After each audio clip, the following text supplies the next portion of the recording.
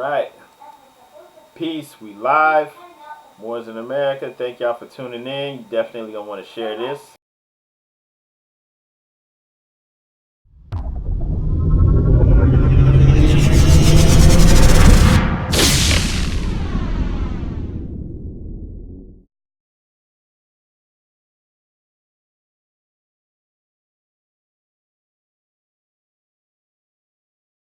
Alright, y'all. Peace. Islam. Thank you everybody for tuning in. It's Moorish America.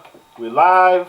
Look, I always say this, but you definitely gonna want to watch this and share it. You want to share this with your children or with your parents, your friends, whoever.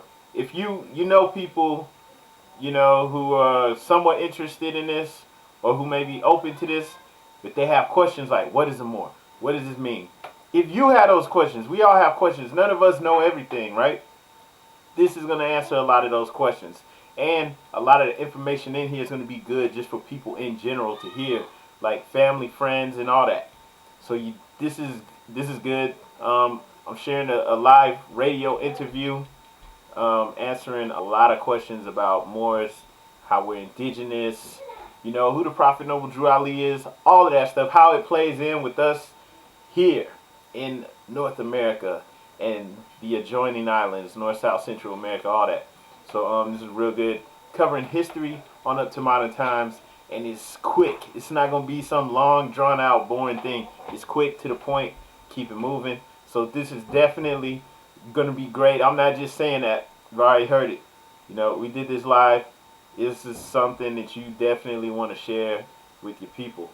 Okay, so don't just watch this. Everybody needs to click like and share. We live now, so you can chat. Got the chat up on the screen. But like I said, this is just something you want to share with everybody you know.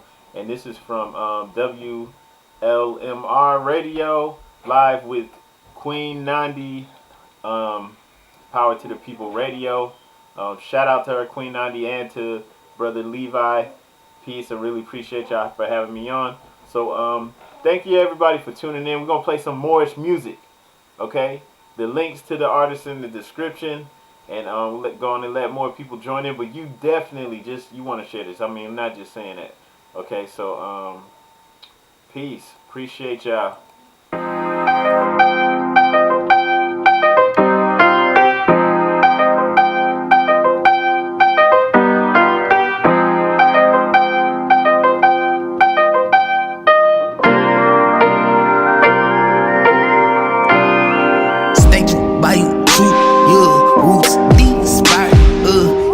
Melodies feel love. Tree top, listen, you that breeze, you that sun. Earth is calling, pick what's inside, pick and check it.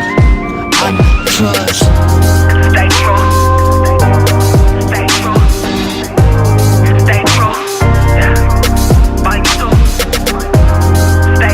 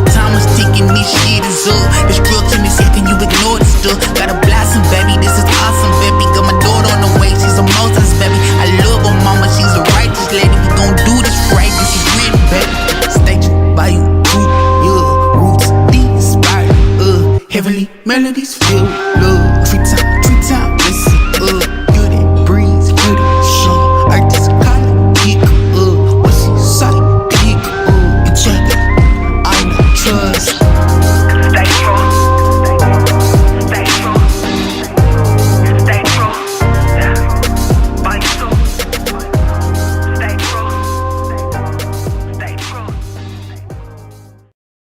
Yeah. Islam, son. Islam, son. Islam, son. Islam. Islam, son. Islam, son. Peace and greetings. Islam, son. Respect the treaties. Islam, son.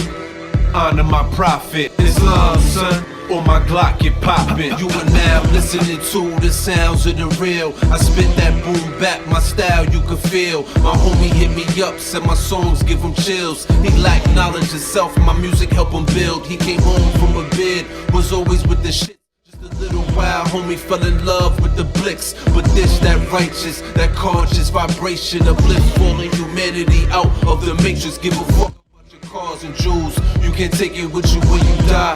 That's the most high rules, affiliated with the guards and goons. If you go against the grain, you know you fooled. I meditate under the stars and moon. This is real life, tighten up. This is no cartoon, it's metaphysical. These rappers is not lyrical, it's too easy for me. You know competition, dude. Turn me up while you ride real slow.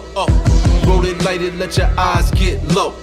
If you in need of that real, let me know. Just dial 1-800 Moorish General. Islam, son. Peace and greetings. Islam, son. Respect the treaties. Islam, son. Honor my prophet. Islam, son. Or my Glock get poppin'. Islam, son. Peace and greetings. Islam, son. Respect the treaties. Islam, son. Honor my prophet. Islam, son. Or my Glock get poppin'.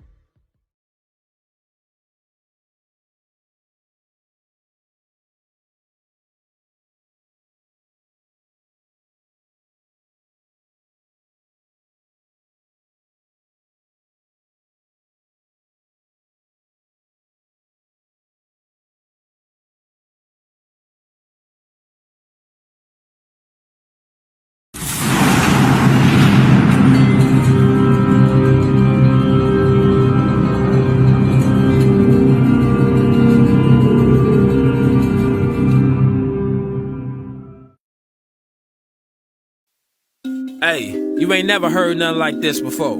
These for these cool fives that don't rock with us, you know what I'm saying? We be out here rotating, demonstrating a lawful demonstration, you know what I'm saying? Lawn and drawn, LTPFJ. Full stop trade. Full stop trade. Full stop trade. Full stop trade. Full stop trade. Full stop trade. Full stop trade. Full stop trade. Full stop trade. Full stop trade. Full stop trade. Full stop trade. Full stop trade. Full stop trade. Full stop trade. Yeah. Full stop trade. You knowin' that I keep it true. Yeah, low key with my crew. Yeah, get deep in the town, man, cause that's what the f do. Keep me away from these cool. Keep me away from these haters. Keep me away from this jealousy, God, and keep me away from these traitors. I be the one with the stars. I be the one with the sun. I be the one with the moon, man, because I be one with the law. I be the one in this fold. I'm right over left and I'm chose. The spirit, the body, the soul. As real as it gets when you stone. Shout out to all of my blocks. Where I rotate, it get kinda hot. Tell the shorties that I am they brother. And this how you climb to the top. This how you uphold the law. Stay righteous and this how we draw. We be the one with the gift. We really live in this here. Full stop trade. Full stop trade. Full stop trade. Full stop trade. Full stop trade. Full stop trade. Full stop trade. Full stop trade. Full stop trade. Full stop trade. Full stop trade. Full stop trade. Full stop trade. Full stop trade. Full stop trade. Full stop trade. I come from the land where your body is low with a covenant, infinite spiritual growth. The greatest of ladies that cool with the folks. Don't break no run cause the kings ain't no joke. Yeah, I be on that east side. If they show me love, I'm calling them bro. Law and enjoying the life of a stone. People's on weapon, I ain't afraid to go. Don't give a fuck. Some niggas be hating on me so it's on. Making them think I'm a renegade stone. Them niggas be renegade faking the throne. The chief really knew what them niggas be on. Damn, I wish he knew what niggas on. I'm true to the fold. I go for the gold. That whispering jig get you out of here gone. All that tough talking, you trying to get clout. I keep it true and see this be my life. Don't play with guns, I be ready to fight. Out of the darkness and into the light. Spiritual being, indigenous light. Indigenous chief and indigenous might. Indigenous play, aborigines life. Folks stop trade. Folks stop trade. Folks stop trade. Folks stop trade. Folks stop trade. Folks stop trade. Folks stop trade.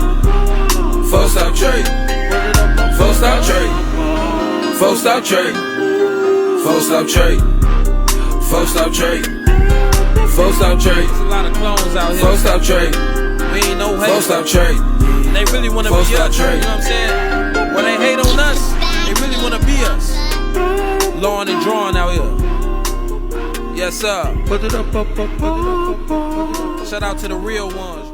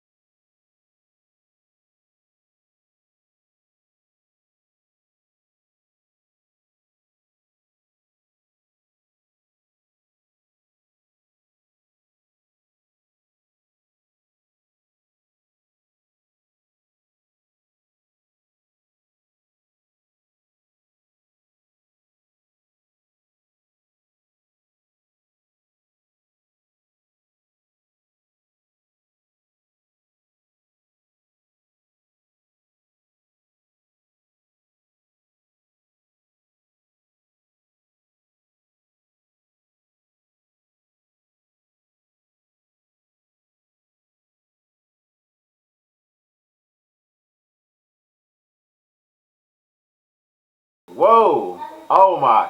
Wow. No sound. Sorry about that. Hey, were you guys able to hear the music videos? Can somebody let me know in the chat? Were y'all able to hear the music? Cause I ain't. Word. Okay. I apologize for that. For real. Okay, so y'all can hear the music. Good. All right. Peace to the Moabites. Thank you for letting me know. So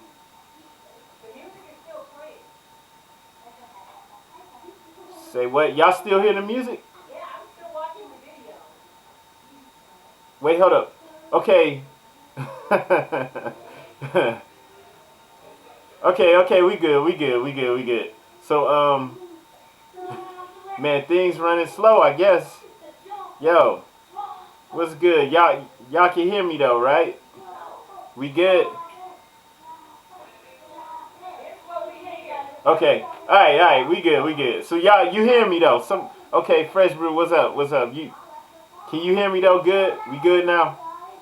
Just checking on that.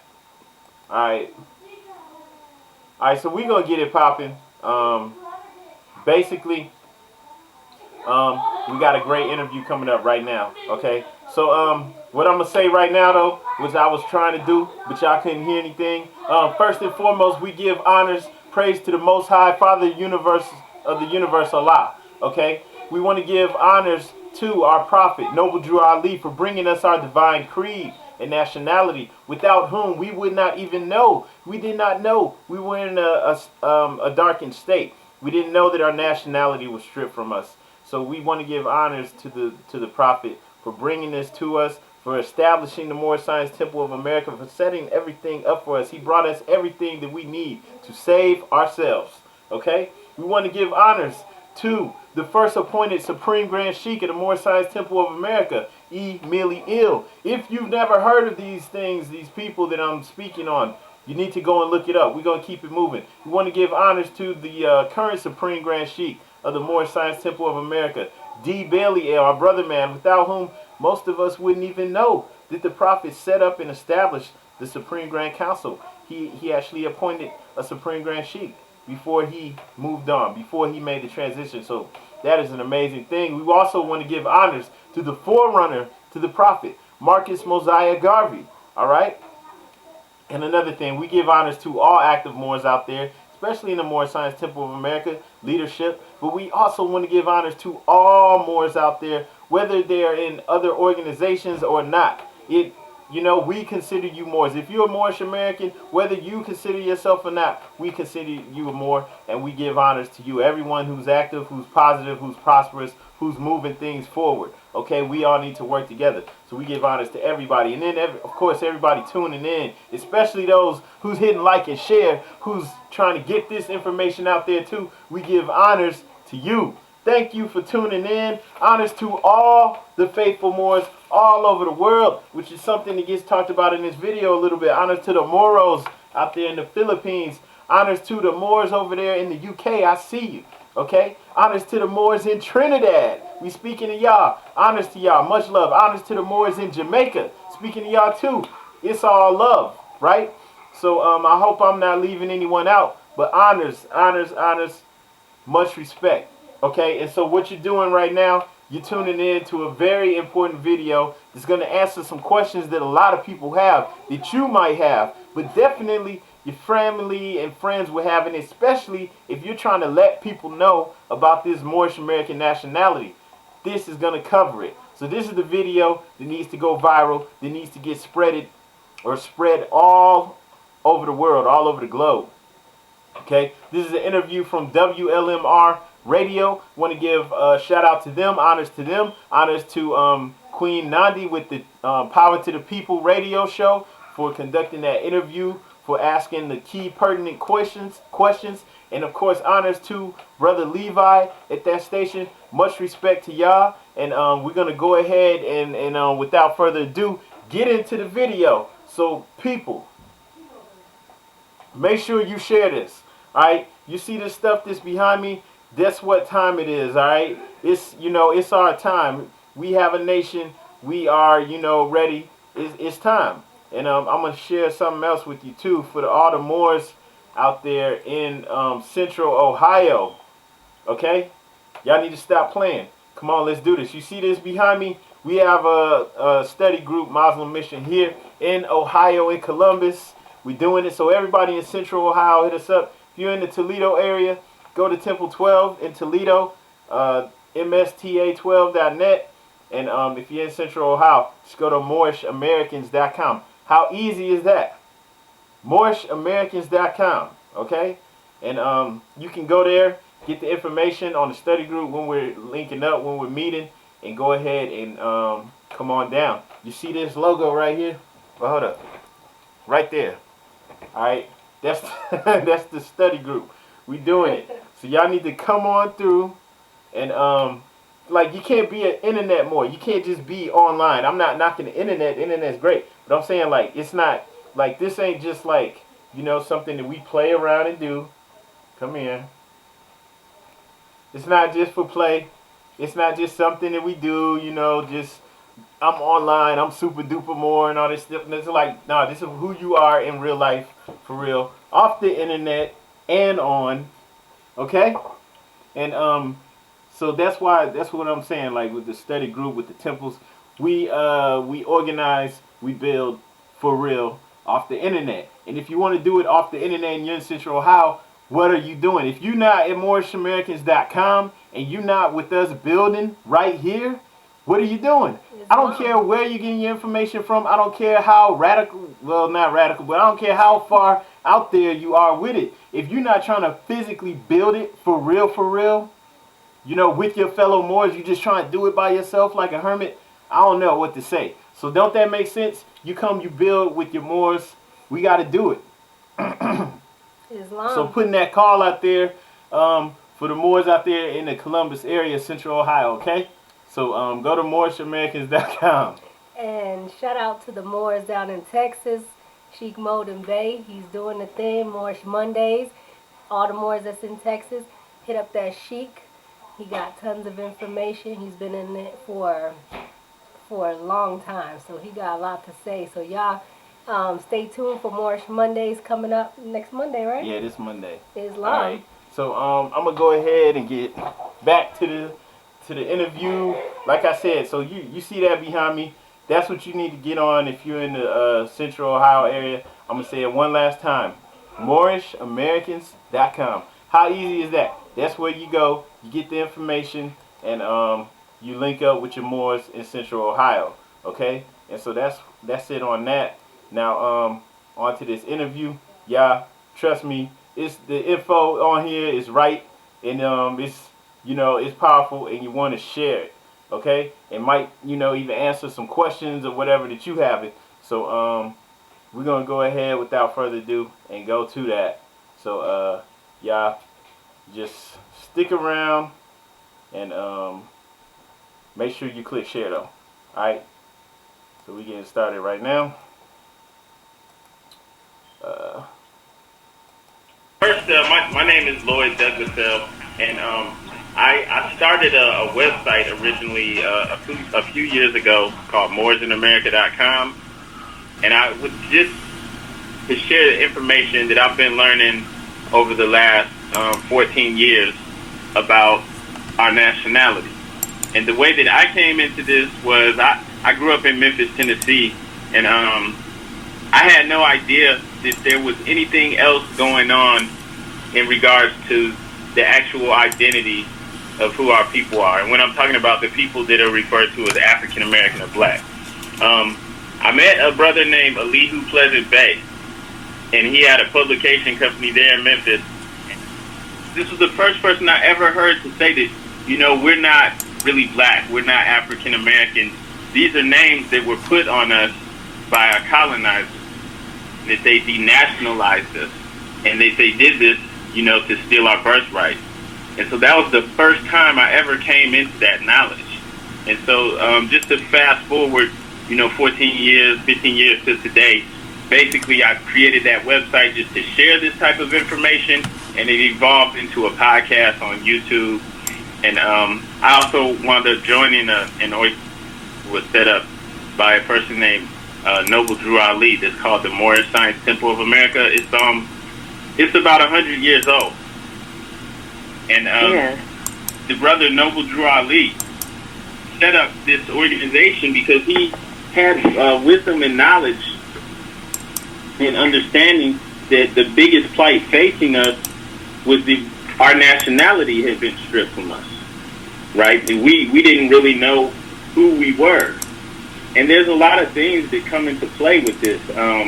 To give you a little bit more information on Prophet Noble Drew Ali, he's our prophet. We call him Prophet Noble Drew Ali. He was a brother who was born in North Carolina in the late 1800s, around 1886. And when he came into age as an adult in the early 100s, he established in New Jersey an organization called the Canaanite Temple. Yes. And when he did this, he was teaching the people that our nationality was stripped from us in the year 1779 by the colonizers, and that the labels that were placed on us were placed to keep us out of the knowledge of who we truly were. If you really look at things, it makes sense because in the past they called us Negroes, right? And maybe 20, 30 years that they started to call us colored. So they would still use colored and Negro at the same time. And that's why when you look at organizations like the NAACP, it'll say National, Association for the Advancement of Colored People, right? And you'll see, if you look at, during the Civil Rights era, you'll see the signs that say colored only, colored drinking fountains, colored bathrooms, right?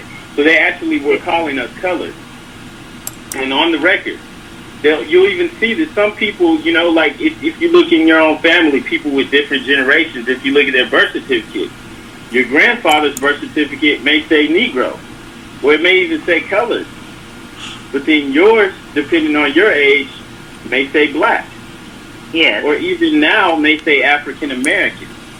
Yes. So it's like something is seriously going on because nobody else in this country is going through that, right? And so there's a lot to it. And one of the It things gotta be hidden. Yeah. It definitely got to be nationality. hidden. And one of the things that I know we had spoken on earlier off the radio was that when the Europeans came here, they found a lot of people who look like us already living here, right? Yes.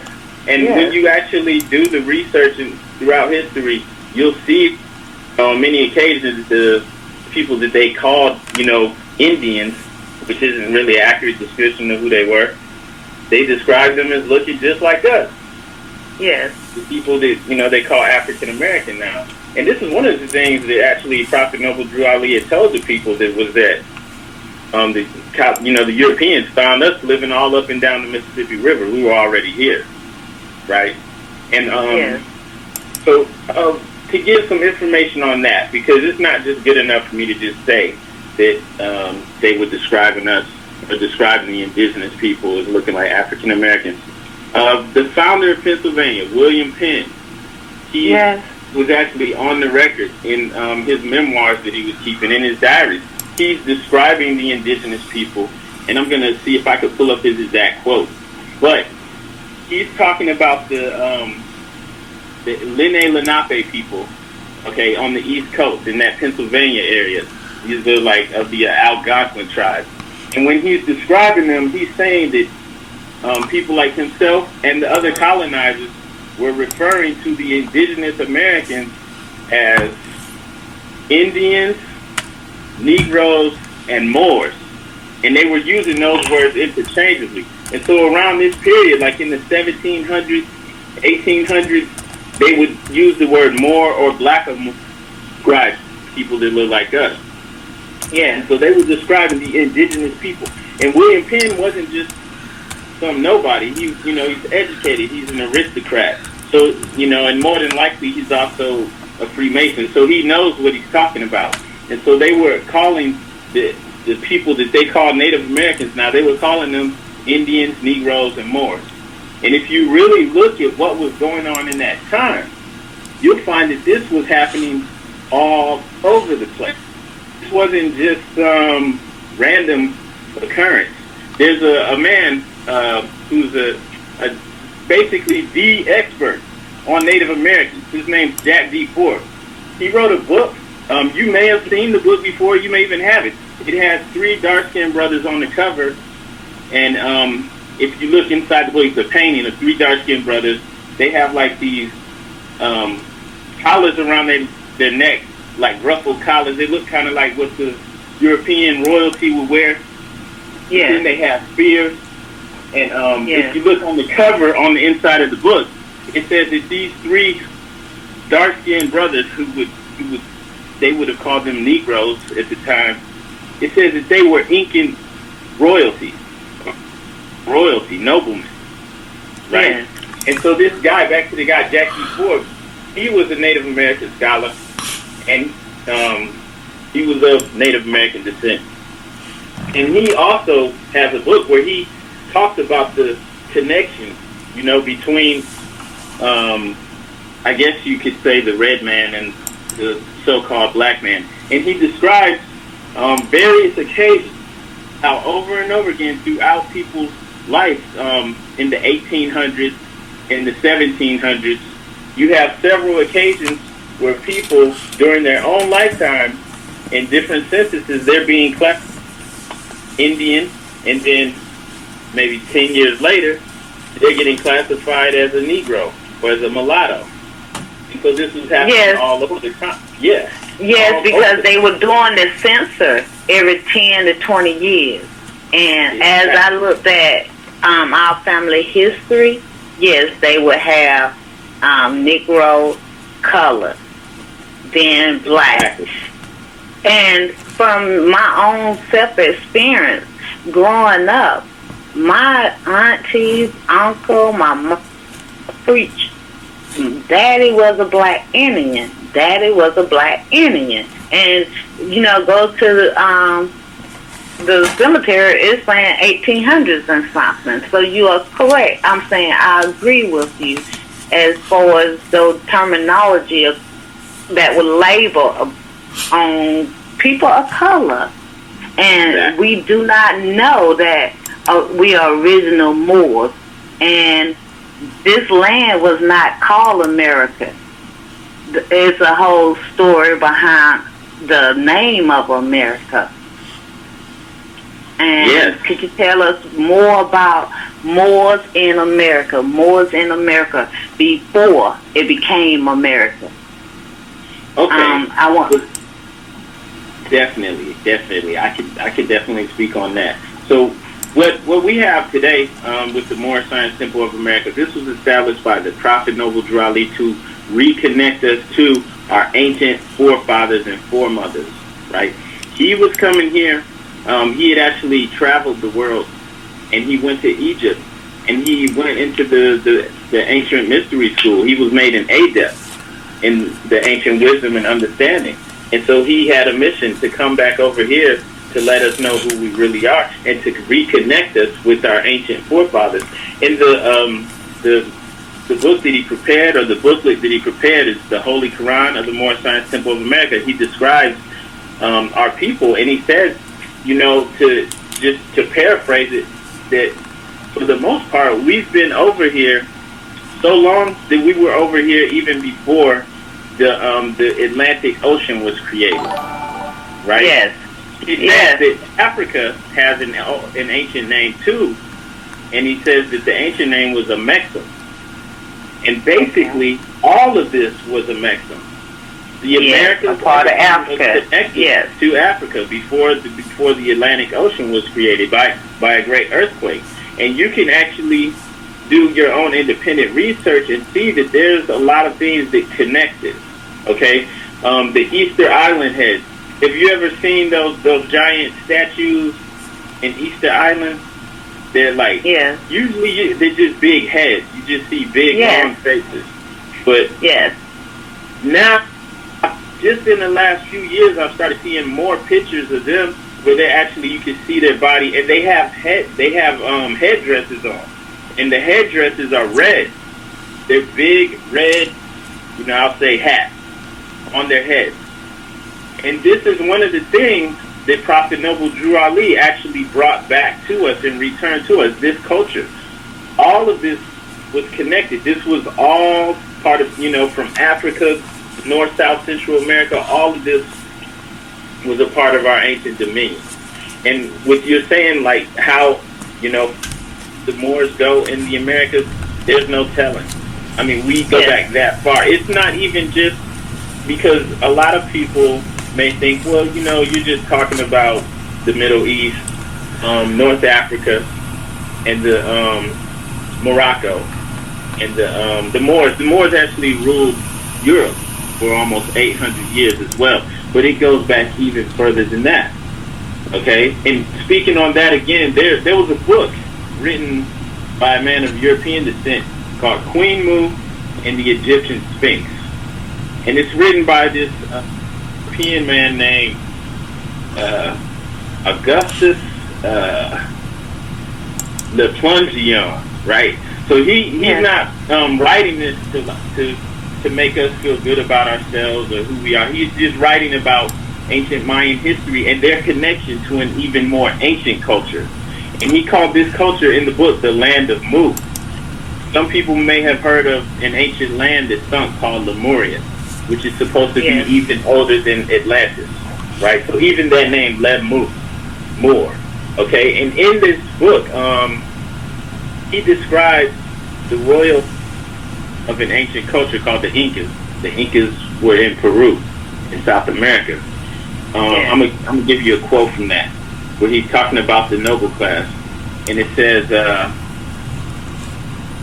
I'm gonna paraphrase it. There were several writers on Peruvian customs and manners inform us that the fringe and tassel of the Yantu, the royal headdress of the Incas, was made of fine crimson wool. And the reason I'm pointing that out is because he's telling you that the royal headdress of the Incas was called a Yantu, and that it had a tassel and then it was made of fine crimson wool, so it was red.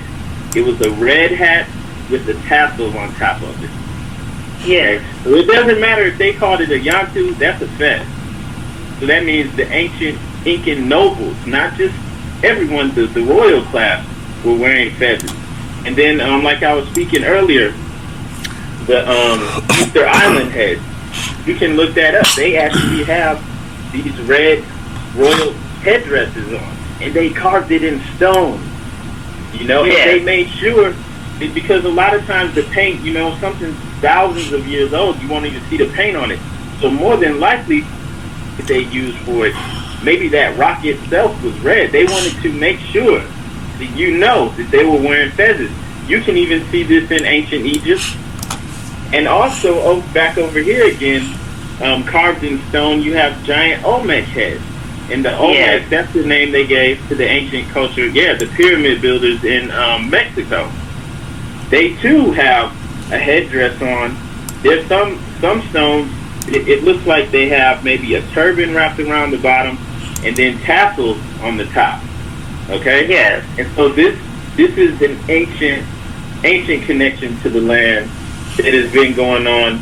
You know, there's no telling how many times the name has actually changed up.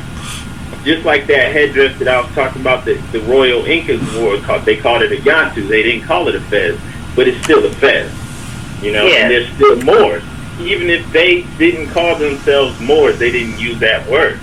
They were Moors. And even throughout history, we find out that we knew that people of color was taught the European how to bathe. The hidden secret of the hidden those people of color was Moors. That's the part that we didn't know publicly. Exactly. Tell us more about. Go ahead. Oh, please go ahead and finish. I'm on the same page with you. Please finish. And so that would be a lack of knowledge on our part, because it was hidden that it was the Moors that built things and the European, the way of life here. And tell us more about the word Morocco and its affiliation with Moors. Okay.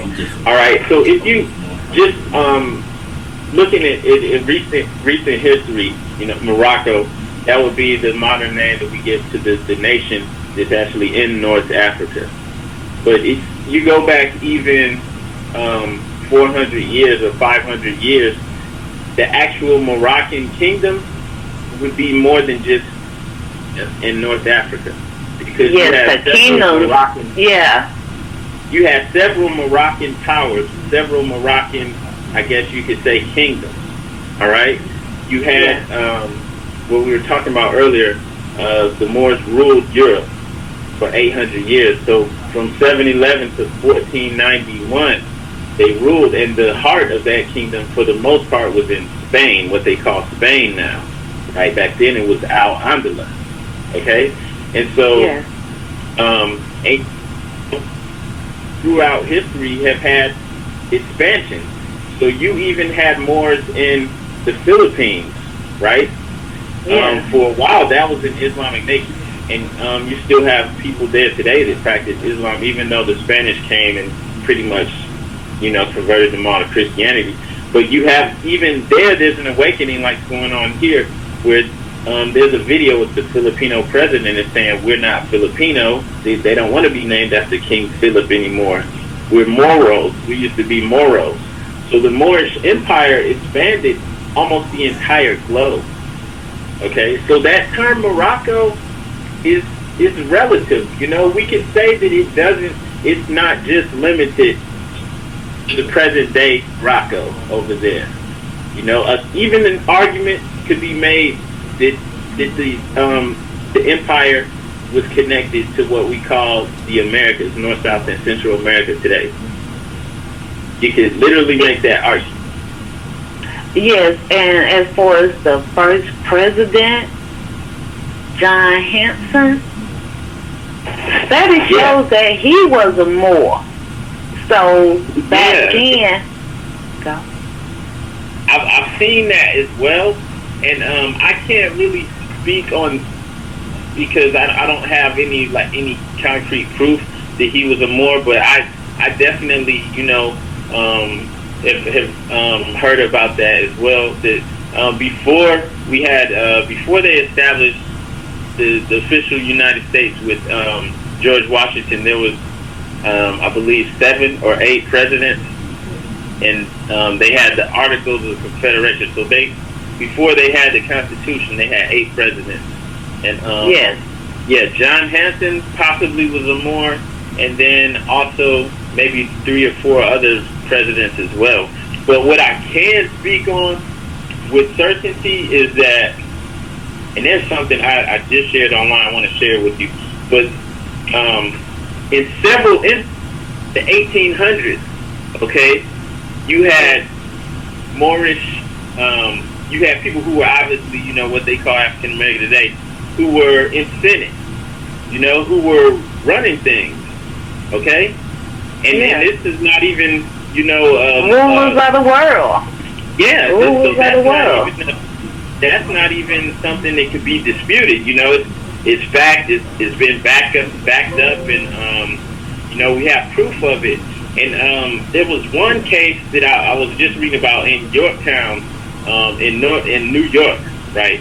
So that's like I think upstate New York. And so and this is from the Evening Gazette in New York, 1871. Yorktown had 500 inhabitants. It's saying the black population exceeds the white 4-to-1. As a consequence, many of the offices are held by, and it's called them Negroes. But then it says in one township, magistrates are blackamoors. So in that same, and this is from the 1800s, in that same newspaper article, it's referring to us as black, Negro, and blackamoors, all in the same time. So this is letting you know they just threw those words around there. And but for it to say that the township had blackamoors as the magistrates, that means the people who are the judges, the people who are running things there were blackamoors. And this is in 1871. And so they're saying slavery ended in 1865. But they're saying here, okay, you're telling me slavery just ended and we already have our own town where we're running things, where we're the judges, we're, holding all the positions. The postmaster is a black man and his deputy is white. Okay. So and that doesn't make any sense in the way that we're taught history. So that means that we need to re-educate ourselves, and then we need to re-educate our people, and not just our people, but everyone. Because you're people of European descent, Asian descent, everyone's over here in North America now. They all need to be re-educated, because having this false information, this false sense of society and history is holding everyone back. But back to that, that doesn't make any sense. And if you look at the movie 12 Years a Slave, which is actually based off of the book from this brother back in the day named Solomon Northup. He wrote this autobiography of his story of how he, got captured and sold into slavery. In that movie, they show, okay, he was a brother, he was educated, he could play the violin, he had a family, he's married, taking care of his family, and 2 European guys come, they trick him, they tell him, hey, we want you to come here and play at this gig that we have for you, and we're going to pay you. He goes there, they drug him, he wakes up in a prison, he gets shipped down south, away from his family, and sold into slavery. And that movie, just because, it's a movie, so, I didn't read his book, so maybe he gave more details in the book. But in that movie, they show you pretty much the biggest part of slavery was the internal slave trade. They were going and capturing our people who were already free, already had their own thing going on, sending them to other places. And they even like you came from Africa. Yes, just like from Africa, they didn't steal the people that be walking by talking to themselves. They people are high esteem. They held political offices that they could be taught here and all around by the Moors. I'm still saying Moors, by the Moors, the nation of Moors. Okay, now, not actually speaking on president, but as a youth, seeing two flags when the president speaks. We only acknowledge one flag. Yes. And that was the American symbol. But it was a red flag hanging right on the side in the back of the president, from Jimmy Carter all the way up to Obama. And no one really knows about that red flag with the star in the middle with a circle around it. Can you tell us about that particular flag? Okay, so the flag you're talking about, for anyone who doesn't know or is hearing this for the first time, she's describing the flag of Morocco, 5-pointed star, green star with the all-red flag, and the 5-pointed green star in the middle.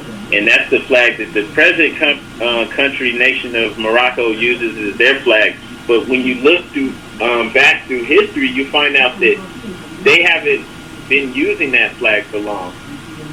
The Prophet Noble Drew Ali, okay, there's a story, allegedly, that the Prophet went and spoke to the president at that time, the president of the United States, and he said that he came for our flag so that he could return it to us. And the president's like, what are you talking about? And he's like, it's in the vault. So that he already had knowledge and understood where it was. And then he's giving the flag, and they're like, okay, you can go ahead and try to wake your people up. They're not going to go for it. Right? So that's the story. But what he actually did, he unveiled this flag to us nearly 100 years ago. Okay? Officially in 1926. All right? Morocco was not, the nation in North Africa wasn't flying that flag. They were still flying a flag that was partial mixture of the flag of France. It was like a mixture because they were still a French colony, right? Yes. And, yeah, so they weren't officially flying that flag in their land yet. Okay? So the connection to it, you know, is deep. And for us as Moorish Americans, the 5 points on the flag represent love, peace, truth, freedom, and justice. And it shows that there's way more to this United States than we are told. The White House, okay? The White House is where the president is. But what's the capital of Morocco? Casablanca. Right, Casablanca. Oh, yeah. Now, we heard that name, but never known that it was capital. Come on now. Yeah. You know, they drawing it up. Even, let me go back one. Even when you were talking about the movie, 12 Years a Slave, even though he was talking about his experience, but that's going on now. We have people missing every day that we had to get, and that was not noticed. It wasn't coming across people's phones. So we had to get the Ebony alert. But still, like, they are stealing people with talent, with gifts that could be used, and no one heard from them. I believe, well, this is just my belief, but the 12 years of slavery should bring us out as far as open our eyes to see that this can't happen in our day and time. Yes, it should. And like you said, I mean, they would love to cover it up, you know, so that we're not even talking about, well, why are all these girls going missing? But yeah, it is still going on, you know? And when you look at how they did it in the past, I'm not saying that they didn't bring any captives over here. They didn't capture anybody and bring them over here from the continent of Africa, because that did take place. But that's not how you got so many of us over here. In Brazil, right? I actually used to live in Brazil. I lived there for 5 years. In Brazil, right? They called the Indians there, the Portuguese, they called them Negros de Terra, right? That means Negroes of the land. Okay. And so, and then still, there's like, it's majority of us there. So it's like, without a doubt, okay? But yeah, so, you know, and I'm saying, like, I've seen the catacombs that they had there, like, under the streets in the main square, where they actually were keeping slaves that they brought from Africa. And this was, like, where we was at. That was, like, the closest point to Africa. So it's possible they brought some people, but that's not how they got the majority. The majority. No. It's like what you're describing. It's like what you saw in that 12 Years a Slave. And I can relate to what you're saying because my grandfather, you know, told me that he's Blackfoot Indian. And that his father was. And he owned land. You know, he had a farm.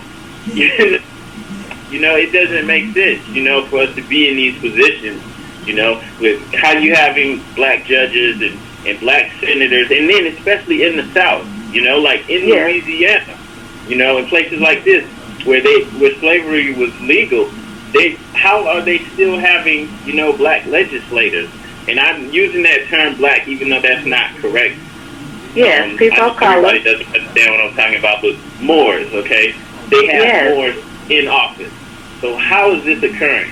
It's because we are being lied to. When they tell us about the Reconstruction, right, what they're really saying is this where they reconstructed everything and flipped it on its head. You know, they turned everything upside down. You know, like you were saying, we taught them a lot. In Europe, you know, our ancestors over there, they went into Europe and they pretty much cleaned everything up, set up schools, set up, you know, higher learning education, brought the arts, everything in. So none of this stuff was going on before that. And over here, we had universities and all types of things too. And even the Constitution and things like this that we have today that we just associate with the United States, they just inherited all that. They came over here and these things were already set up. You know, the towns, the cities were here. Yeah. They just inherited it. Okay. And they were saying. Exactly. That's Tell us about the United States flag, because under our impression, Martha White did this flag, but you brought out earlier that the American flag is our flag anyway, because of the Nile River. Explain that. Okay, yeah, I had to stop myself too in the past from giving away so much credit. Like, you know, for a while, just like, well, that's a, you know, I used to call it the United Snakes of America, and I'm just, you know, anti all that stuff. And I realized, like, okay, within that, like, the flag is, okay, the colors in the flag are red, white, and blue. They use those colors because of the importance of it, just like how they use our symbols and everything. You have the obelisk, the Washington Monument. All this stuff is based off of our ancient society, ancient Kemet, ancient Egypt, which was actually a worldwide society. It wasn't just in North Africa. And so the colors in the flag, the red, white, and blue, that's the red, white, and blue Nile River. And that's also the kings of Egypt, the pharaohs. They had the red crown, the blue crown, and the white crown. And when they were unified, you know, it was powerful. The whole, you know, upper, lower Egypt was unified. And so they had to tie themselves into that. So it's ours. They're using our flag. This is our flag. These are our colors. It's not what we're told that it is. Okay, so it's, you know, this is all connected to us. You know, and it's just like with the dollar. You can take the dollar out and look at it.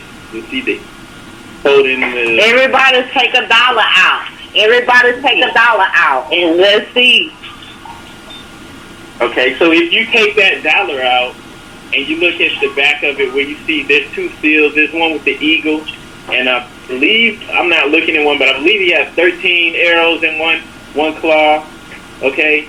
And the way that eagle's positioned, that's definitely ancient Egyptian, because you can see throughout ancient Egypt there's so many symbols showing Heru in the same position.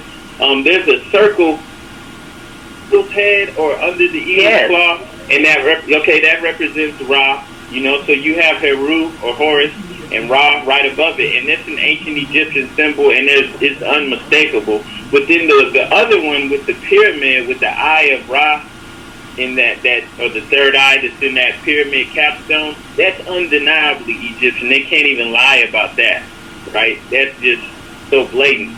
And so you have these two symbols on there, and that's all us, right? So everything is based off of us. And even that symbol with the pyramid, that is amazing because there was actually a sculpture found here in the Americas in Ecuador, and it was about maybe like 2 feet high, carved out of stone, and it was that exact same pyramid that you see on the dollar, where it has 13 steps, and then it has the eye of Horus at the top, and that pyramid was found in Ecuador, and it glows under a black light, and then on the bottom of it, it has an ancient script, an ancient language written on it, and the inscription that was found there, that type of language has been found in different places of the world. It's been found in Illinois. It's been found in Italy and a couple other places. And there's actual, like, they don't tell us this stuff. They don't teach us about this. But I'm telling you, there's a lot of Europeans who are seriously looking this up. There's a guy who's from Austria who's done a lot of research on this.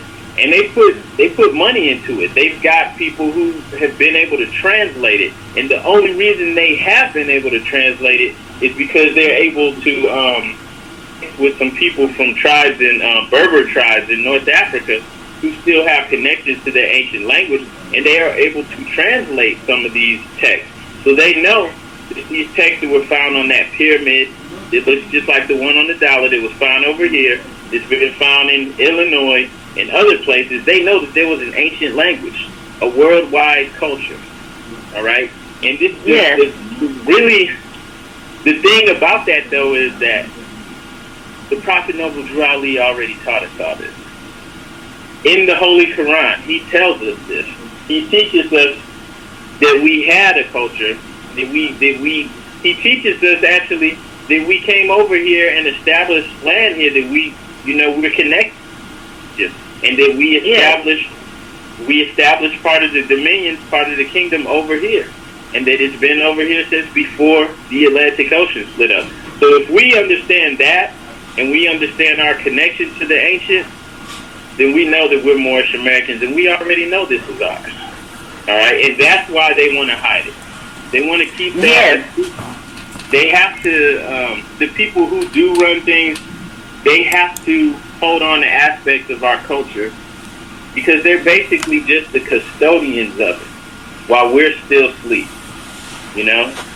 Ooh. If they were doing the right thing, they wouldn't try to hide who we are, but they're not. They're trying to hold on to their power. So if you look at most of the rulers, most of the people who are in the elite classes, most of them are high up Freemasons. And I'm not saying that to down Freemasonry or anything like that, as I don't like speak radically against anything. But I'm just telling the truth because I'm a Moor, and there's a Moorish American. I can speak, I can reveal the truth because I know who I am. And so most of them are Shriners, and they wear the same headdress that we have, the fez. They wear this in secret in their lodges, right? Yes, yes. All kind of symbols. The ring, the necklace, in secret, though. Hidden away from us. You can see that just if you ever go to Washington, D.C., you can go to George Washington's memorial where there's a Freemasonic museum, and when you could go in there, you can see they have a lot of Shriner fezzes in there that belong to different rulers, even different rulers from different countries, but especially ex-presidents and different senators and people like that, and they're all Shriners. Right, and the fezzes sometimes on them, they have our names on it. Like it'll say L or Bay, Yes. Say Morocco. It'll say these different things on there because they have to keep that connection going in order to rule. Because this is who gave them the knowledge and information anyway. They're just imitating it. I'm not saying it to take away from anyone. It is what it is. It's the truth. It's the truth. They're just keeping it going. And this has been going on for a while. There was another thing too from the same guy I was talking about before, this Jack D. Forbes. He was a Native American professor at Cal Berkeley, and so he wrote several books on Native American history. But he's pretty much telling you because he probably, couldn't just come out and say who we were, is he probably would have lost his tenure, but he lets you know. There's a story here, I'm just going to tell you real quick. It's important to understand what was going on at the time. This is saying in the 1700s, right? He gives an example of what happened in the West Indies, right? William Young in 1764 was sent to St. Vincent as part of the British occupation of that island. In St. Vincent, there were 3,000 black Caribs, or free Negroes, and 100 red Caribs. Okay, so I'm not even trying to sit up and act like, oh, it was just all us. We did everything. So there were what they called red Caribs and then black Caribs. Okay, and then he said some 4,000 French and their slaves. Okay, the British found it difficult to control the Caribs, so they sent in this guy, William Young, and they have fought wars with them. Okay, so they sent in Young. Young, as soon as he gets there, he wrote an extremely anti-Caribbean tract designed to prove that the Caribs should be removed from St. Vincent. How did he say they were going to be removed? He was anxious to prove that the so-called black Caribs were not true aborigines, but were in fact Negro colonists, free Negroes, or Negro usurpers. And this was important to him because he wanted to show they had no bona fide land rights or aboriginal title. For our purposes, the interesting point admitted by Young is that the so-called blacks or Negroes were occasionally of tawny or mixed complexion, and that they were the ones keeping the ancestry and the customs and personal names and languages of the native Caribs. So even he's admitting, even though he's trying to, take their land by saying that they're not true aborigines, they're Negroes, which is something that they created, a status. And they are colonists, black colonists? Yeah, black.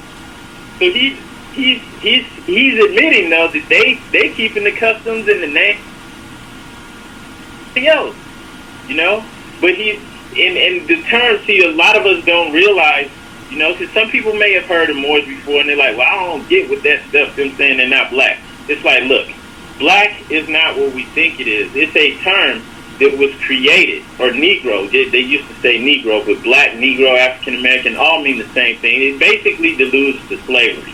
Okay, this is a term that they created, that they wrote law books and all types of things on to build the case for why these people are subhuman. It's a caste system. That's all it is. It's not something that we created. We didn't determine it for ourselves, so there's no reason for us to hang on to it. It'd be different if we're like, hey, we're going to call ourselves black, or we're going to call ourselves this. We didn't create it. They got, James Brown made that song, I'm Black and I'm Proud, They did, okay. We didn't create it. They get people to, they put these bugs out there so that people can start rolling with it, and they put, whatever resources they have behind getting us to co-opt it, while they're writing laws to say that, these people don't have these rights. And, it's that case that I was just reading, though, about St. Vincent, that shows how a person, a colonizer just comes in, arrives, most of the people there are us, and he immediately starts trying to make the case for why they're Negroes, which is something that they created, that they're not Aboriginal and that they don't have rights to the land. And that's wrong, and that's what the whole thing was about, the land grab. And, in many cases, they may have sent, like in this thing, it says that they shipped them to some island near the coast of Honduras, right? So they shipped them from their home somewhere else. And when they're shipping you from here to there, they're, saying, okay, these are Negroes that came from Africa, and they're removing your connection to the land, and by calling you a Negro, when that's not what you were, it's the name that they created that alludes to slavery, right? Yeah. And they wrote books about it.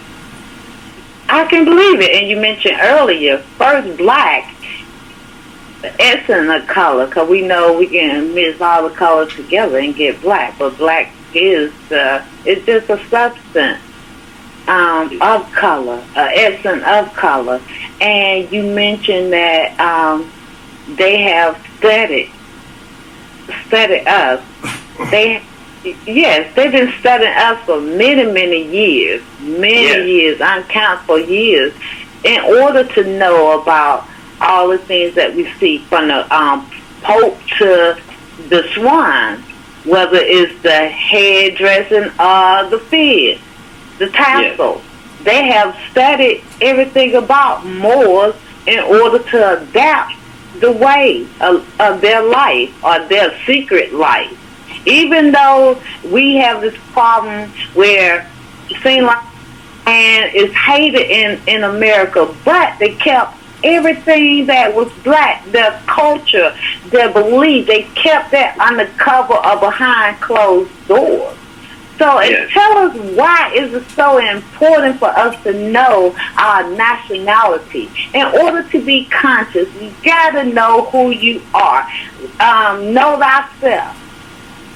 Exactly. Okay. So one of the main reasons why it's important for us to know our nationality, okay, is because everything is based off of us, and by them removing our connection to the thing that everything's based off of, the ancient culture, the creators of civilization, we don't even know how important we are and what we are to do. And we're now something that they've created. That status, this Negro that they've created, this is something that's removed from the family of humans, okay? And this is something that they pretty much say is subhuman. There's something called the SF-181, and it's like the federal directive for the government for the racial classifications in this country. And in there, okay, I'm not going to read everyone's definition, but I'm going to just give you a basic of it, okay? For American Indians or Alaskan Native, it says a person having origins in any of the original peoples of North America. For Asian, it says a person having origins in any of the original peoples of the Far East, Southeast Asia, India. For Hispanic, a person of Mexican, Puerto Rican, Cuban, Central, or South America. And for Black, it says a person having origins in any of the Black racial groups of Africa, right? Yeah. But for White, it says a person having origins in any of the original peoples of Europe, North Africa, or the Middle East. Okay, so for White, it says having origins in any of the original peoples of Europe, North Africa, or Middle East. Asia, having origins in any of the original peoples of the Far East, Asia, and India. And then for American Indian, having origin in any of the original peoples of North America, right? But for Black and Hispanic, these are just people. It just says a person having origins in any of the Black racial groups, not original people. And I hear you. Right? So, like, that, like, claiming to be Latino, that's not doing anything for you either. So Black and Latino, they don't have any power. They're not connected to any of the original people, okay, of the world. And what they do with this removes, they've written books. There's a book called The Negro, a Beast or in the Image of God. And this is in, like, all the law libraries of the world, right? And in that Speaking of law library, our smooth-talking former president, when he made the statement that there was no law for a black man, like, in paraphrasing, the black man cannot win against the law. And half of the things that you're bringing up, because we're not considered as citizens, or like you just said, people, a person has original from Africa. Now, from law, they said white have origins in the original peoples of North Africa. But then for us, they just say having origins in any of the Black racial groups of Africa, not in original people.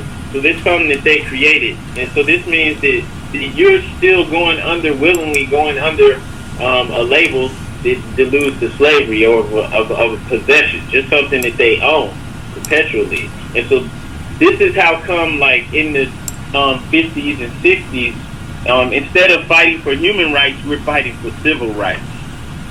Oh Like, it yes, doesn't oh make yes, any oh sense. yes. Like, why are we fighting for civil rights, right? So, you know, you get conditional things like every 20 years they renew our right to vote. Like, And many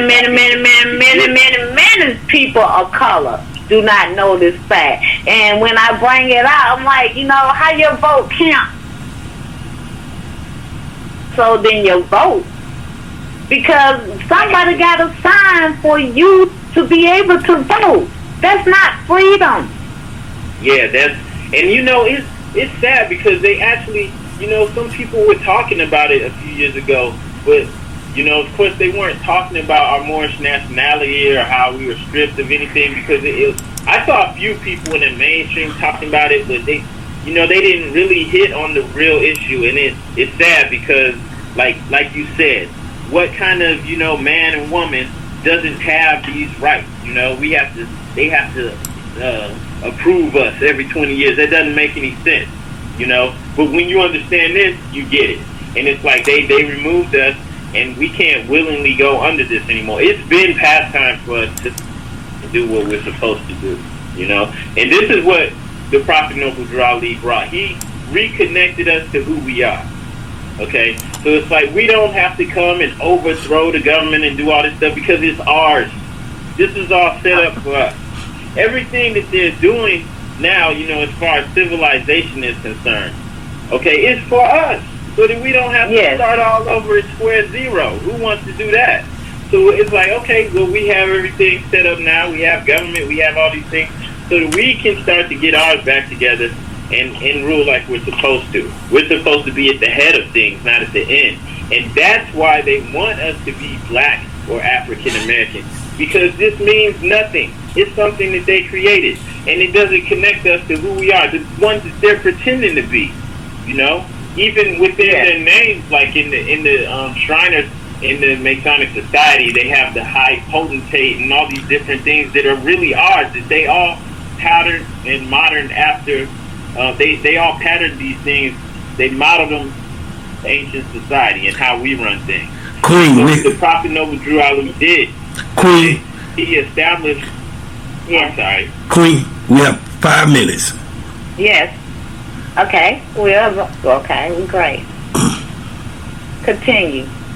Okay, so I'm going to finish this really quick. What the Prophet Noble Drew Ali did, and why it's so important what he did 100 years ago, he established a society that is protected through our religious freedom, through the Constitution. Nobody can touch it or mess with it, you know. He set up a religious society that gives us the ability to come in and proclaim our nationality, which ties us in to our ancient ancestors, who just happen to be the creators of society. And if they know it, they know it's true.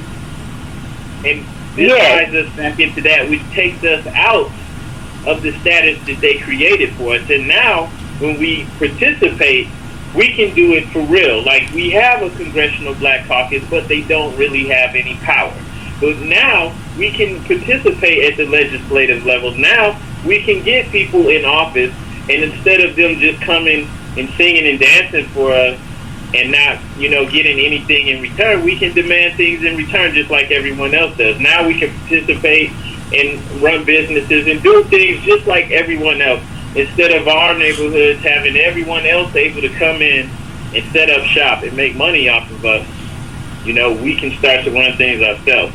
And this is why Prophet Noble Drew Ali is not spoken of at all, and why, for the most part, speaking on today is covered up in the mainstream media, because they don't want to assist us in doing what we're supposed to do now. They would love for us to stay under labels that were created to keep us at the bottom of the caste system. Yes, I would agree. I would agree. And Prophet Drew Ali, he did establish, and he even gave us the law of the land, and to, you say United States of America, but the United States is not a country. So for us to know our nationality we can build a nation within this corporation, because the United States is a corporation, it's not a country. So, and to be lost, even Tupac said that we wasn't dealing with lost souls, we were just dealing with people that are misplaced. We don't know our place in society, and this is what you bringing up. Even with the legislate, it's time for us to know our place.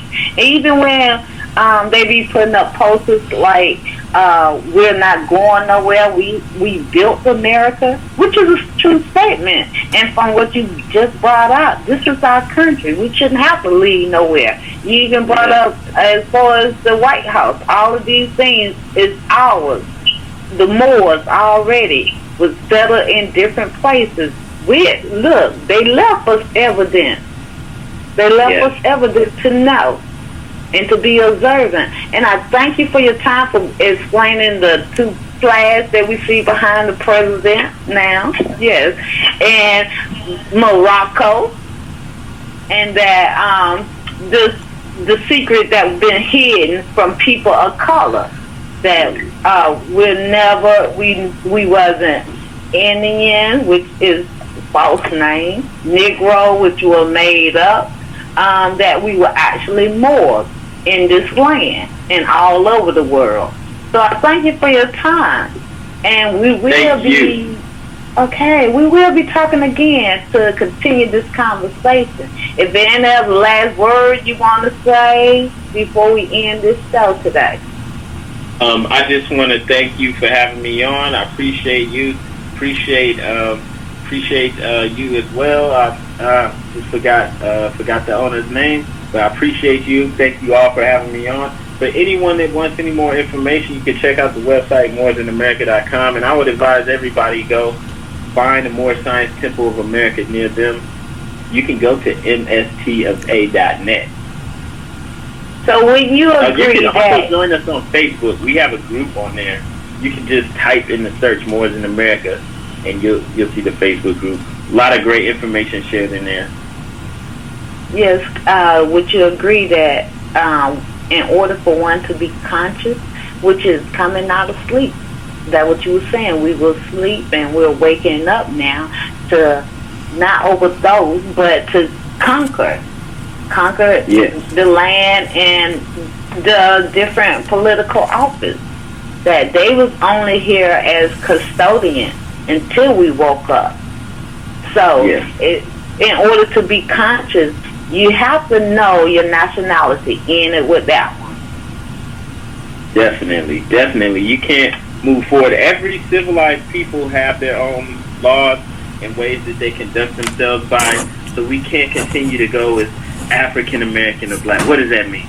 I've been overseas and seen, how people think of us. Like they may see Jay-Z and Beyonce or, different movie stars, and they might think that we're wonderful, but as far as like how we conduct ourselves, they don't really know what to expect from a black person, from an African American, because they also see all the negative images that the media put out, so they don't think, oh, these are people of integrity, they don't know what to expect, but being a Moor, okay, just right off bat, just by being a Moor, okay, automatically people know that you are, to be treated with respect, because we are the creators of civilization, and that ties us back into it, okay, and it's we don't need to continue to go under these labels and things that have been created for us, keep us at the bottom, and you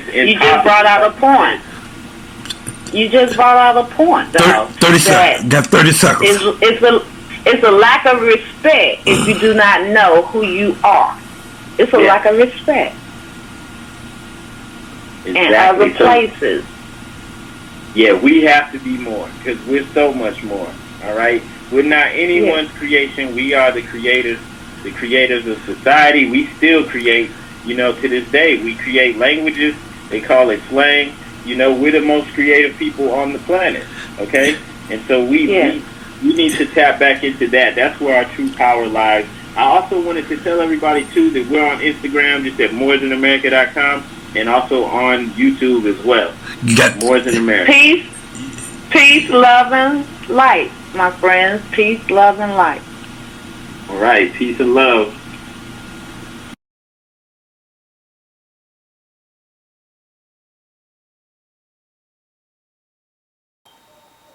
All right, yeah. Thanks for tuning in. Some people saying the sound is bad. I don't know what's going on, but it's I know that audio was sounding crazy on the phone. So for some reason, I don't know why. I guess if you're on the phone, it sounds crazy. But if you go back and listen to this on the computer, you can hear the whole thing. Sounds good and clear. And you definitely want to share this with your family and friends. I don't know what to say about that audio though. You know, I'll see if I could re-upload it. You know, but I mean that was powerful. That was a great build. And look at this thing that's up on the screen right now. It says historical quotes from Oxford Dictionary. Okay, then it's got the dictionary. It's got a definition from the Oxford Dictionary for the N-word, right? And it says a dark-skinned person of any origin in early U.S. Usually with reference to American Indians. And it's saying it was offensive. So this was an offensive term, the N-word, that they used in the early U.S. history to refer to American Indians, right? That's it right there. But we went even further with that and showed you some more information behind that, right? So this isn't a misquote.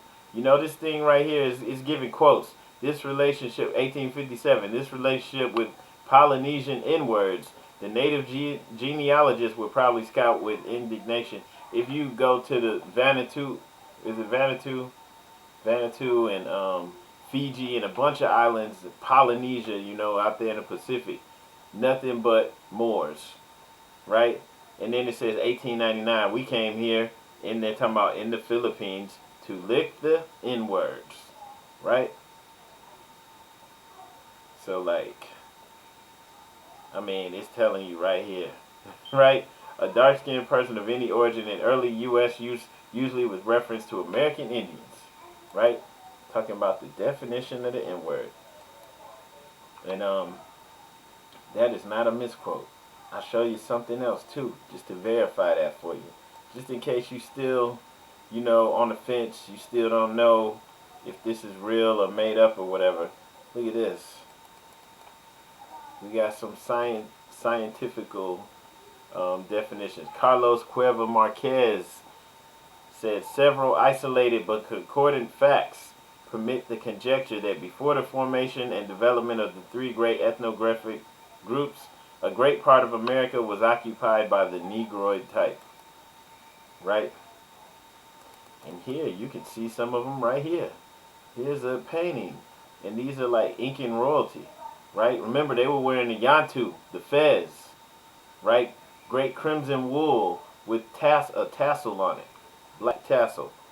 This panel depicts the last Incan emperor, Atahualpa, and the subsequent first European emperor of the Inca, Carlos Quinto. Both of them are Moors, right? Even the ones coming over here from Europe. That's how they were able to come in and just step into royalty. Besides the fact that they were using force, they had soldiers, warriors with them. They're able to come in and step in. This is how they're able to communicate with them. Okay? Carlos Quinto, Holy Roman Emperor Charles V. He became the first European ruler, emperor of the Inca. And there's the last one. Boom, handing it over to him. Moors. Right? But, hey. That's, you know, that's how it goes. That's how it's been going for a while. I wanted to show y'all something else, but about to just keep it moving. Well, here, look at this. You see that? The prophet's stance. It says, Mound Builder, Hopewell Center, Illinois. Here's the brother. Boom. We Moors. Look at that. It's ancient. We've been doing this. Okay? And then what's the other one on the on the left. Who's he? This is another American so-called Indian, right? Doing the same thing. We've been doing this in your b-boy stance. We've been doing that, right? What else we got? There was something I wanted to show you. I guess, well, I'm going to show you something here. Hold up. Let's see. We have Walter Plecker over here. Yeah, I can't find it. But anyway, it's real. It's very real. There's no denying it. Look, when the European called you black, it was when he was in power. When the European called you Moor, it was when you were in power, right? That's it, right there. That's it, right there. All right? For anybody who wants to know why we're Moors, that's why. That's it. And then if they want to know more, you know, you can watch this video. If you're in Central Ohio, you can come down to the, to the study group, to the Muslim mission, to eventually the temple, and help us build it. Let's do it. Let's not play. Let's not play around online, man. We're not playing online, We're using it to communicate, spread the information and stuff like that, but we're not playing, right? That's whack. Okay, so that's pretty much it. Like I said, if you couldn't really hear the audio, you could just come back and get on a computer and listen. Hopefully y'all have computers. You're not just on the phone, right? In 1921, Virginia Census Director. This fool just went through declaring all the Indians as Negroes, right? And it just happened over time. As soon as they got here, just like said in that interview, Captain Smith, I think, as soon as he got to the, I think Thomas Islands or whatever they call them now, as soon as that's not the original name, so who cares? As soon as he got there in the Caribbean, he's going, there's thousands of black Caribs, thousands of Moors. He's going immediately saying they're Negroes. They're not indigenous to this land, right? Trying to denationalize them. That's what happened. And they wound up shipping a bunch of them off to the Honduras. Just sending them somewhere else, right? So immediately, classifying them as Negroes, something they created. Virginia passed 2 acts in 1682 that combined Native Americans and Africans into one category, Negroes and other slaves. Written record of the voyage of 1524 of Giovanni de Veranzo, as recorded in a letter to Francis I, King of France, 1524. Description of the natives. They are dark in color, not unlike the Ethiopians, with thick black hair, not very long, tied back behind the head like a small tail. For the physique, well proportioned, medium height, a little taller than we are, broad chest, blah blah blah. So they are dark in color, not unlike the Ethiopians, with thick black hair. Right? And then it's got this is an old map of the world from 1676. Africans right here, Americans right here. Everyone's olive colored, right? Okay, so we can't make this stuff up. And on that note, we're gonna go ahead and shut this down. Like I said, if you hung in there, more props to you. It's time to go on and check this out again on the PC so that you can get all the whole meat of it, right? Because you missed a lot, because if you was on the phone, you weren't hearing everything for some reason. Okay, I'm just now seeing in the chat, somebody said, what's the difference between Moors and a Mason? Well, Masonry is our birthright. Okay, we're born on the square. I don't care what anyone says. I don't care what anybody says. I'm not knocking Freemasonry. I'm not knocking any of that stuff. But for the most part, it's a washed down version of more science, of something that our ancestors created to pass down knowledge, wisdom, and information. you know, for maintaining society, for maintaining and understanding your connection to the infinite within, right? So that's not a knock. You can't knock something like that. I'm not knocking it. That's great. It's actually a great thing. Some people corrupt it because they're corrupt themselves. Not corrupting it at all, though. It was something meant to help them to civilize themselves, you know. But you notice I didn't say we're Freemasons. I don't really think we need to, like, necessarily become Freemasons. But, hey, you can do it, though. You can do it. You know, and it can be an enlightening experience for you. But I say that we are Masons. We already are Masons. We're born on the square. And that's why it might appeal to you. I know, like, seeing the symbols and signs, that always appealed to me. I was always looking for it, right? You know, some of my ancestors, you know, great-grandfather and stuff were Masons, right? And I got some stories about that, too. Maybe we'll talk about it one day. But that's ours. It's our birthright, okay? And so, like, when you're saying what's the difference, that's like asking what's the difference between the painting and the painter. Alright? Does that make sense? Yeah, read the book by the brother Abdullah Bey. I had it up on the screen earlier.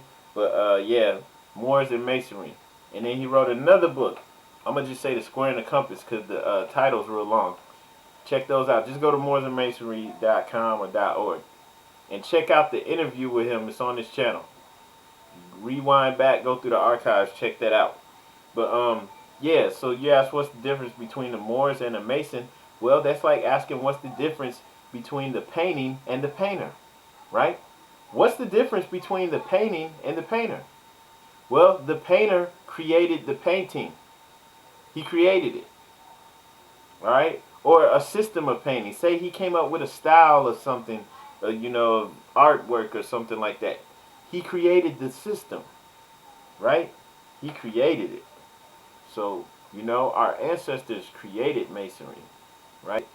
And it's even, you know, this isn't a knock, but it's kind of a watered down version of Moorish science because we don't have to conceal, or, you know, what we have, right? It doesn't mean you have to run your mouth or should be running your mouth about everything, but it's just saying, like, we don't have to conceal, right? That's not part of the deal. That's not how it goes, all right? Now, you don't have to talk about everything, too, you know, but just saying, right? We the creators, and that's it. And that's not just talking, you know, trying to sound like we bigger and better than we are. It's just, it is the truth, man, and they know it, right? Those who know.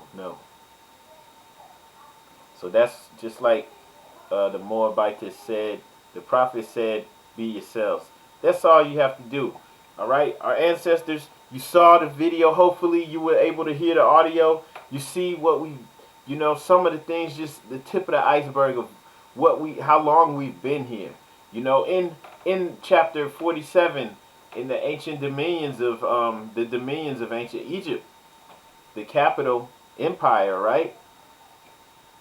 Our ancestors were already over here, as well as on the other side of the Atlantic, because they were here before there was an Atlantic, when it was just a river, all right? Before the great earthquake. And then, but the thing is, though, you can say, well, that's just what the prophet said, blah, blah, blah, blah, blah. But if you read independently, outside of what you're taught in the public school system, you will see that several very intelligent people dedicated their lives to understanding what really, you know, happened in the past. And you'll see that several people have come to the conclusion that there is very much evidence from ancient cultures showing that there was a great earthquake that split everything up, and that there is a lot more going on. And that not only that, but there's evidence that there was a worldwide language, which means you had a dominant civilization that was everywhere, that was unified by language, right? How many languages do we have in the world now? You can't even learn all the languages. There was one. One language. All right? Sounds crazy, I guess. Unless you're doing the thinking for yourself and actually reading and not just getting your information from something else, from school, from mainstream society. Yes. All right? It was an ancient culture. and that was us. And not only that, but they were doing what we're doing. All right? Walking, talking, doing everything that the prophet brought for us. Exactly.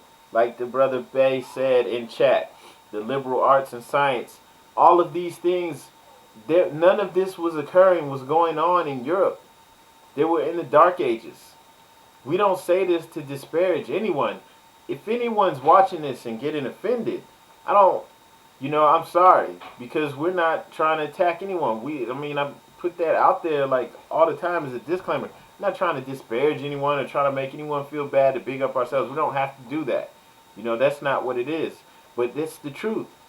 The Dark Ages, they did not have higher science, higher literature. There was no artwork, nothing, of significance occurring.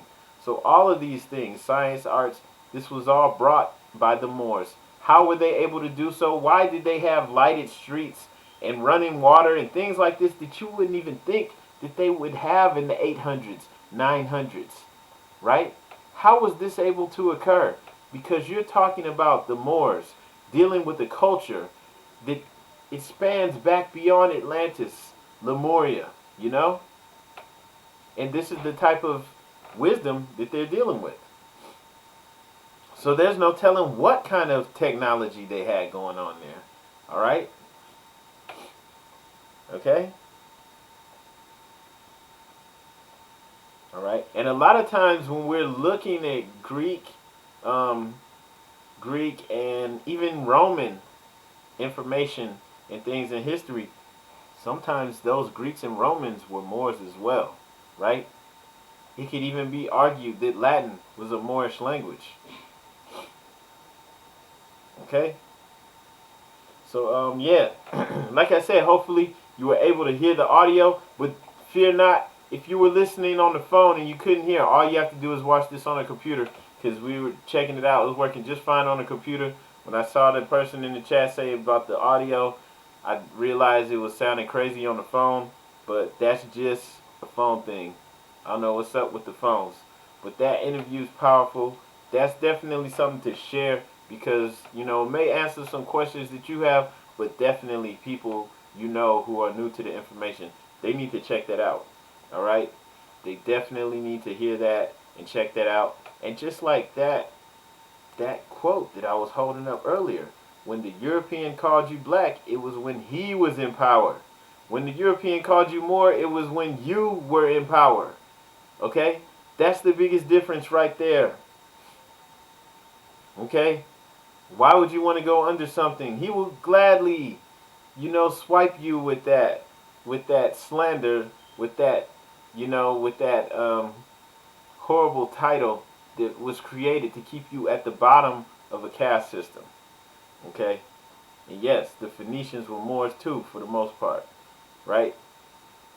So all of these things, man, it's just amazing. All you have to do is be who you are. I am going to read this 7 verses from chapter 7, chapter 47, the Holy Quran, Egypt, the capital empire of the dominion of Africa. The inhabitants of Africa are the descendants of the ancient Canaanites from the land of Canaan. Old man Cush and his family are the first inhabitants of Africa who came from the land of Canaan. His father Ham and his family were second. Then came the word Ethiopia, which means the demarcation line of the dominion of Amexem, the first true and divine name of Africa, the dividing of the land between father and son.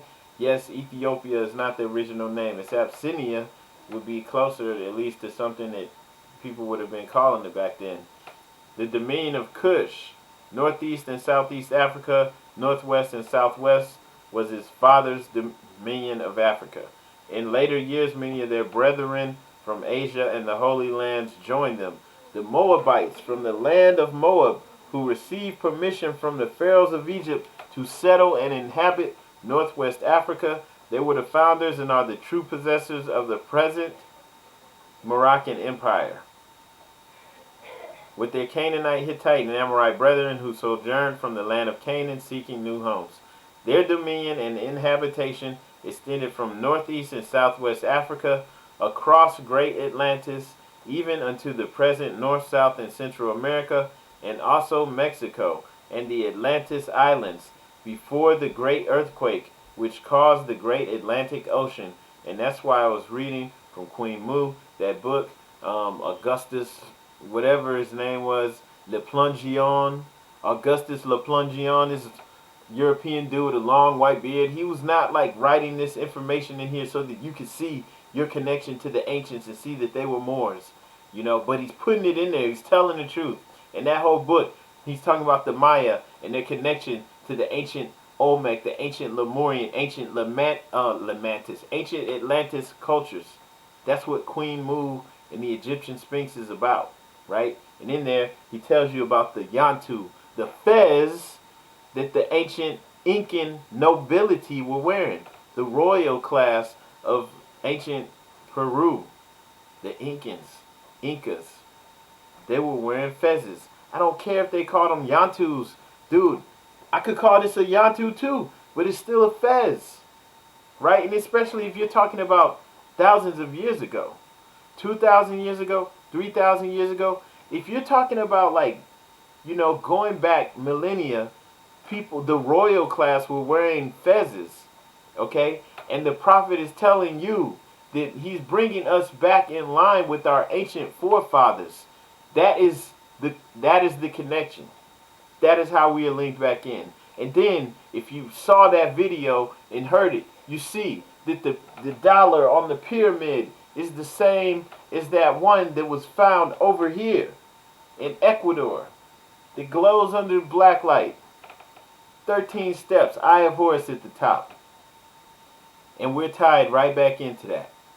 You know? And then it could be argued that the circle 7 is that same type of thing where you have the pyramid, you know, with the Eye of Horus at the top. Let me show you that so you can see what I'm talking about. I'll pull that up for you real quick.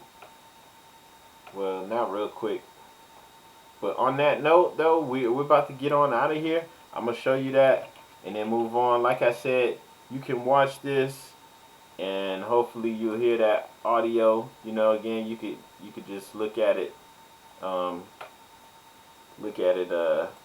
your computer, right? But pretty much that's what time it is, y'all. Okay? And then, of course, if you're in Central Ohio, you need to help us build a temple. Alright? Stop playing around. We're not playing online. We're not playing any games here. It's time. Alright? So, let me see. Okay, here I found it. Okay, good. Here we go. Here we go.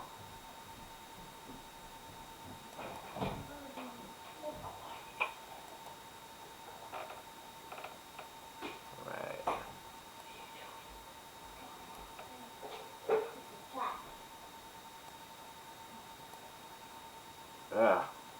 Okay, I'm having trouble getting this up, but it's all good. Okay.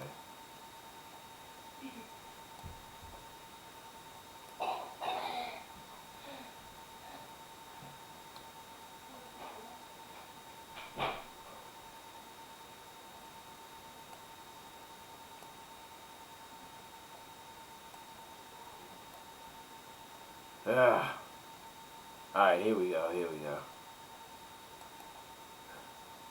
You see that right there? There we go. That's the dollar. And some people say they see that circle 7 in there too. And that dollar that you see on the, not the dollar, the pyramid that you see on the dollar. Right? So, you know, I don't know. You see it? Right? Hey. I don't know. I don't think people are reaching. You can see that in there. That's, I'm not, you know, saying that's official or anything. I'm just saying, like, look. It's all in front of you. All the signs and symbols, they're all right there. That's pretty much it, though. Like I said, go back, watch this on the computer, and share it. In that video too, in this interview, we talked about the signs on the dollar. I was just going off of memory because I don't have any ones on me right now. I didn't have any ones to like go and look at it, so I was just describing it off memory, and it's exactly like the ancient Egyptian symbols. Okay, but come to find out, these same symbols are over here.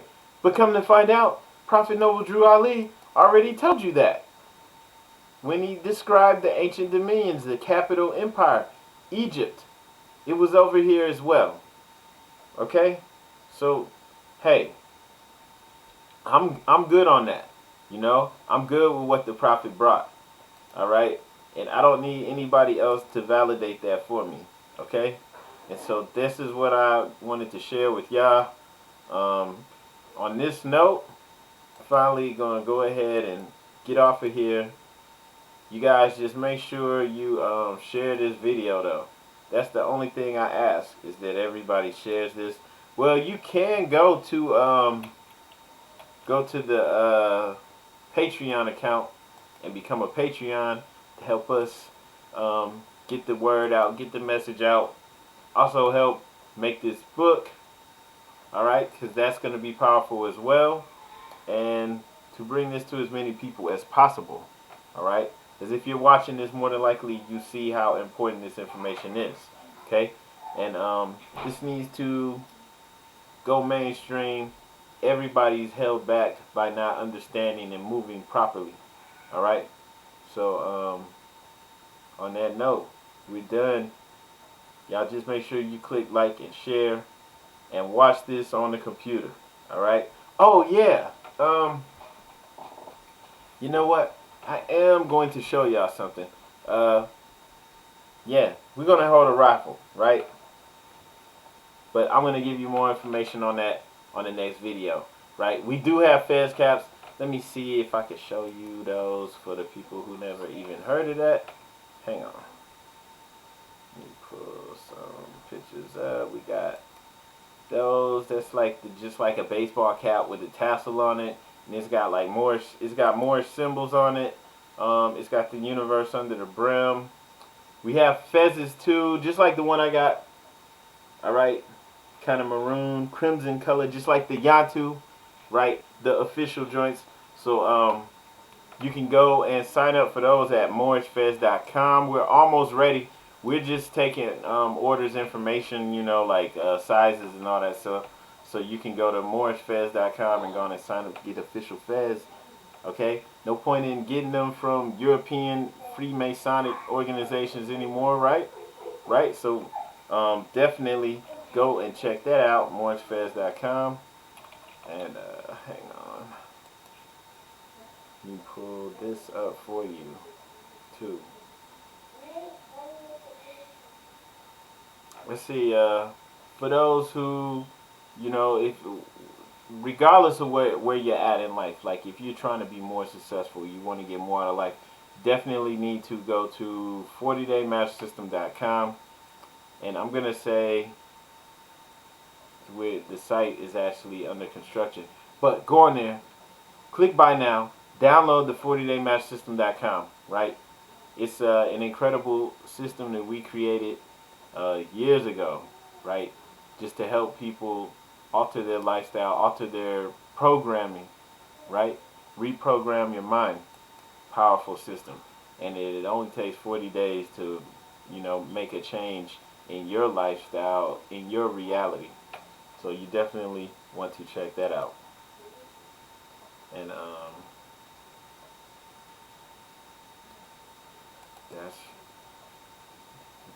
that's pretty much it for now. But yeah, okay, here. Gonna check this out. Fezcaps.com. Hold up.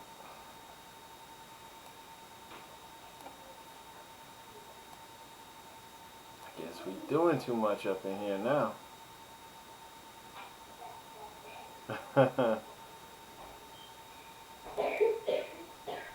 Yeah. I got too much going on. But I just want to thank everybody for tuning in. Y'all enjoy your weekend.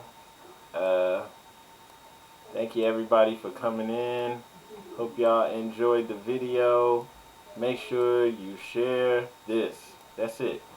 Make sure you share this. Alright? And you can go to fezcast.com though. You know, if you like wearing baseball caps, pretty much everybody does. So go there, get your Fez. Your Fez cap. Fezcast.com.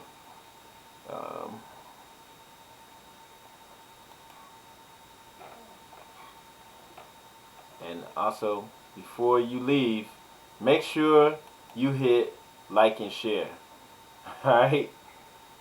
That's a must. At this point in time, that is a must. I think this information was powerful, and I'm not just saying that. Whoa. Can y'all still hear me?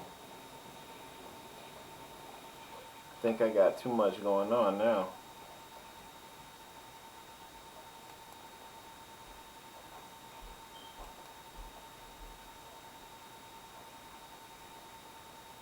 Uh-oh.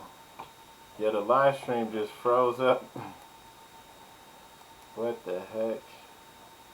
Can y'all still hear? Yeah. It's still going?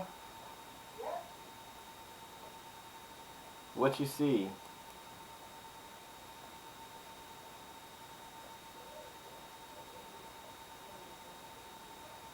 Oh man. Yeah, what's going on? Are we still live?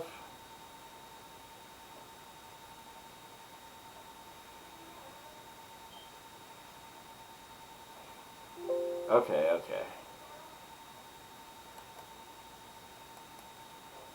Alright, cool. So, alright, we still live. Y'all don't know what was going on. I guess I got too much stuff up. So, yeah, y'all see that right there, though. You see the circle 7. That's real. Alright? I'm going to take this stuff out, though, as I got too much going on. Thank you, everybody, for tuning in. Make sure you share this powerful build. If you didn't hear, just go back and check it out on the computer, right? And just everybody share it. Oh, if you're not in the Facebook group yet, get on Facebook, join the Moorish American Facebook group. Also click like on the Facebook page. Those are two different things. Click like on the Moorish American Facebook page. You see it's got the red hawk with the star, 5-pointed star on it. And then in the group, you just see like the Moorish head with the headband, blindfold, and everybody should have already bookmarked moorishinamerica.com, right? Check that website out. And then we're on Instagram too, at Moorish in America, Facebook at Moorish in America, Twitter at Moorish in America. You should already be on all of those sites, and especially on Instagram. And yeah, you can join the group. Just ask questions. There's a lot of admins in there, very knowledgeable, had years in the game in the Moorish Divine and National Movement. So it's a great place to join and to ask questions and build with your fellow Moors. And of course, if you are in Central Ohio, you should already be linking up with us. Like I said earlier, you should be at MoorishAmericans.com, because that is the website for Central Ohio, for Columbus, for us, by us. So if you're a Moor and you're in Central Ohio, this is for us to build, to do it here, to make an actual temple here, and to move things forward. So that's where you need to be at, MoorishAmericans.com. You can see the schedule on there for when we're meeting up, and join us. Alright? So I think that's it. Like I said, before you go to bed tonight, share this video at least twice. Alright? And tell people too to watch it on the computer, because for some reason the audio was acting crazy on the phone. And that's it. Shout out to Aaron Bay. Peace. Alright, on that note too, I'm going to get out of here. Peace in Islam. Much love to everybody out there. Alright? Share this video. And I'm out. Peace.